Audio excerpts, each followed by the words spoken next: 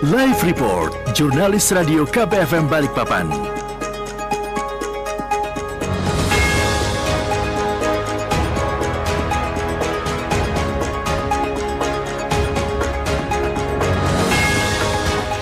Sembilan 5,4 KPFM Balikpapan, informasi, hiburan, dan solusi. Pendengar KP, maraknya sepeda listrik yang ada di masyarakat saat sekarang ini, selain juga membuat kegiatan rutin kita tuh menjadi lebih efektif, ya kan? Dan hal ini juga menjadi satu sorotan nih di pemerintahan kita. Dan saat sekarang ini kita sudah tersambung dengan Kompol Ropiani. Beliau ini adalah Kasat Lantas Polresta Balikpapan.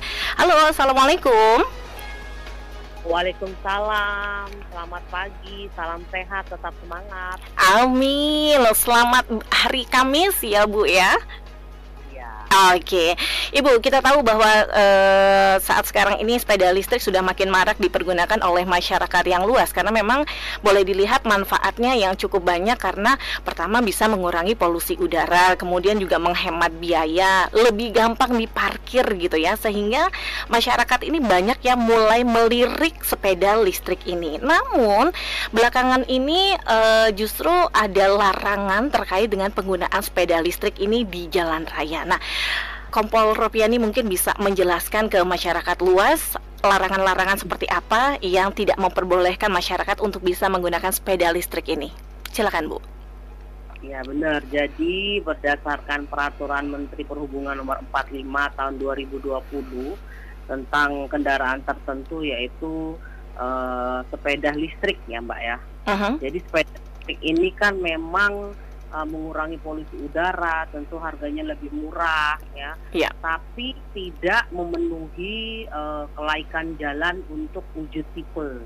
Jadi kalau berdasarkan Undang-Undang Nomor 2 Tahun 2009, Undang-Undang Lalu Lintas, jadi kendaraan bermotor itu harus diuji tipe untuk kelaikan jalan. Sedangkan sepeda listrik ini kan dia hanya sepeda tapi dibekali dengan baterai listrik gitu kan, dengan penggeraknya motor listrik. Jadi dia itu belum ada surat yang menentukan dari perhubungan dia layak atau tidak layak untuk digunakan di jalan raya. Tentunya saat ini sepeda listrik yang sedang marak ini itu tidak layak digunakan di jalan raya karena memang spek-speknya belum memenuhi persyaratan sesuai dengan undang-undang. Kemudian yang kedua, belum memenuhi persyaratan untuk kelaikan jalan, untuk kelaikan jalan sepeda motor, karena dia sepeda tapi yang dibekali dengan motor listrik, dengan listrik gitu kan, dengan bukan sepeda motor kan gitu. Iya, sepeda yang dilengkapi dengan alat untuk mempermudah agar tidak menggenjot gitu ya Bu ya? Ya benar, jadi memang itu tidak diperuntukkan untuk di jalan. Itu sudah ada peraturan Menteri Perhubungan tadi yang sudah saya sebutkan, itu tidak diperuntukkan di jalan. Kemudian pengguna pun minimal memang harus berumur 12 sampai dengan 15 tahun, itu wajib didampingi orang tua.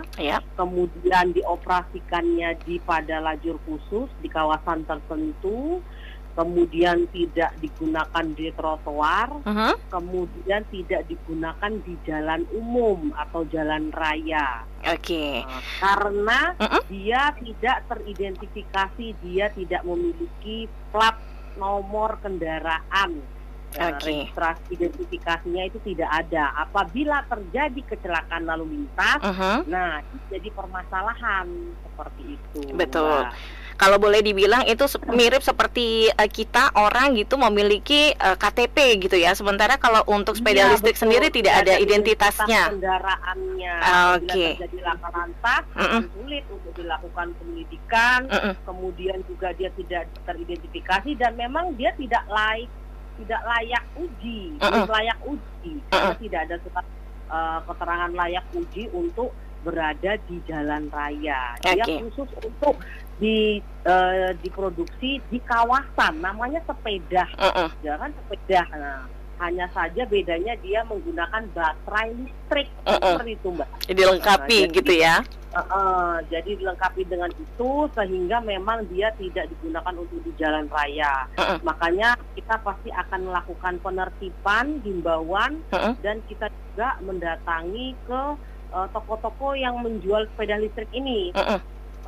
Jadi kalau toko menjual ini harus diberitahukan kepada konsumennya pada saat sebelum membeli, ya kan, membuat surat pernyataan sebaiknya tidak digunakan di jalan raya. Dia hanya untuk di dalam kawasan atau jalan tertentu.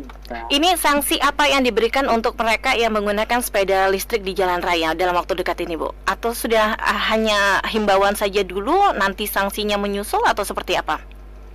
Gimana Mbak maksudnya?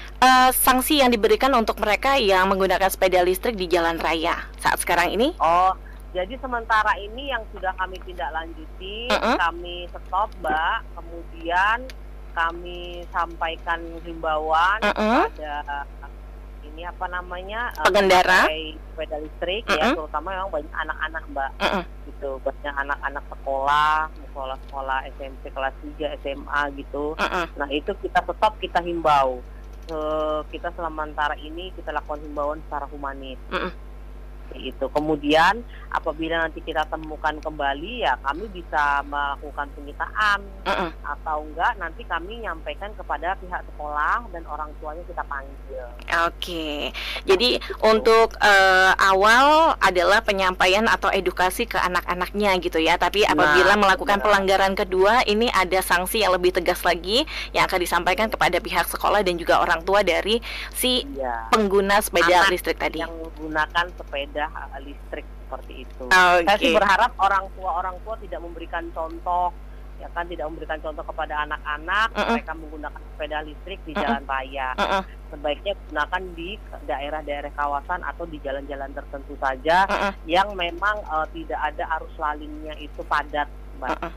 Seperti itu. Karena memang peruntukannya sesuai dengan Kementerian Perhubungan tadi ya nomor 45 bahwa memang peruntukannya dia ditetapkan untuk di kawasan pemukiman gitu ya. Kawasan pemukiman. Oke. Atau mungkin di jalanan yang memang ditetapkan untuk hari bebas kendaraan bermotor atau kayak Car Free Day gitu. Kayak Car Free Day boleh itu Mbak, benar. Oke. Ada cara-cara tertentu seperti itu. Oke, baik. Kompol Ropiani, mungkin sebelum kita akhiri ada hal yang ingin disampaikan mungkin untuk pendengar KP? Ya, kami menyampaikan kepada seluruh masyarakat Kota Balikpapan, mari kita tertib dan disiplin berlalu lintas karena kita ketahui bahwa Kota Balikpapan ini adalah ibu kota kota pendukung ibu kota negara. Jadi semakin banyak pendatang, semakin ramai juga transportasi di jalan sehingga memang sering terjadi kepadatan. Saya berharap semuanya masyarakat Kota Balikpapan bisa tertib dalam berlalu lintas, kemudian lengkapi surat-surat kendaraan Anda.